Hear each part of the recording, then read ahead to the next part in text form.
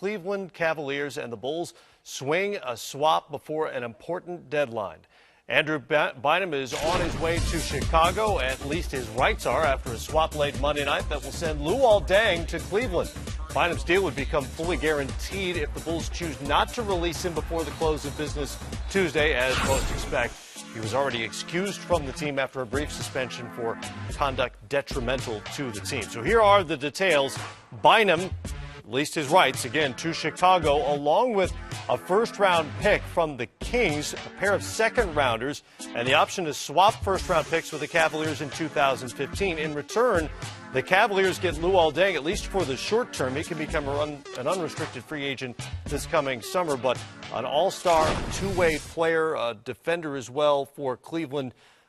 Let's start from the Cavaliers' point of view. How much sense does this make for them? Well, it makes a lot of sense for them for all those things you just said. Two-way player, been deep in the playoffs, and someone that can help out Kyrie and Dion Waiters on how to play the game the right way. Ball movement, make the extra pass, and defensively, I think he would help out greatly. With Tristan Thompson and Varejao, you still have some pieces around there. The question is, can you keep Luol Deng? Can you keep him happy for the rest of the year and say, I know you want to test free agency, but we really want to keep you here with us? Oh, by position alone, Matt, I mean, this is a huge, huge get for the Cleveland Cavaliers. The talk, obviously, leading up to Bynum being either traded away was always towards Los Angeles and Pau Gasol coming aboard. But they have some young forwards in Zeller and Thompson, and Varejao's at the center position. Then there was talks about Richard Jefferson and the small forward position. Now, nothing against Richard Jefferson, but a two-time All-Star in Luol Deng coming to Cleveland, right. And especially at that three position, it's a huge get for them. And for Andrew Bynum now, presumably the Bulls are going to release him before the close of business on Tuesday. That means he'll be available to anybody.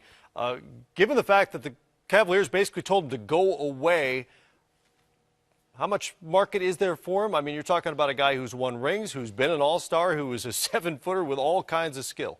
It has to be a contender. It has to be someone like the Clippers. I think of Doc Rivers. It has to be one of those coaches that can get into his head and say, look, I'm willing to take you on if you're going to play the right way. If we're going to have this conversation, look me in my eye and say you're going to come and play hard every night, get in shape, and we're going to try to keep you healthy.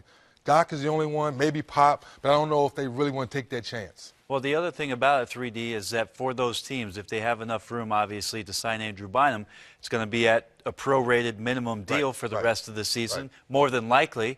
And if it's an issue,